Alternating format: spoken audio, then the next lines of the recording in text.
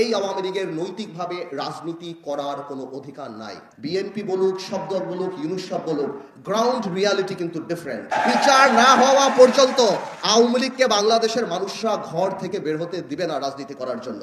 একটা দল, একটা রাজনৈতিক দল, জনগণের দল, তারা ক্ষমতায় থাকার জন্য কত হাজার মানুষকে হত্যা করলো।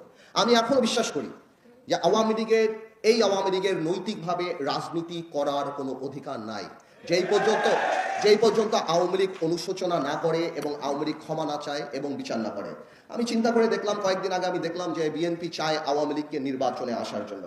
আমি বুঝতে পারি রাজনীতিবিদ হিসাবে যে বিএনপি চেতেই পারে আওয়ামী লীগকে নির্বাচনে আসার জন্য, নাহলে আওয়ামী লীগ পরে বলতে থাকবে যে আমাদেরকে নির্বাচনকে বাদ দেওয়া হয়েছে, এই নির্বাচনের গ্রহণযোগ্যতা নাই, এই নির্বাচন আমরা করলে আমরা জিতে যেতাম। কিন্তু আমি একটা কথা পরিষ্কার করে বলে দিতে চাই, বিএনপি বলুক, সব দল বলুক, ইউনুস সব বলুক, গ্রাউন্ড রিয়ালিটি কিন্তু ডিফারেন্ট।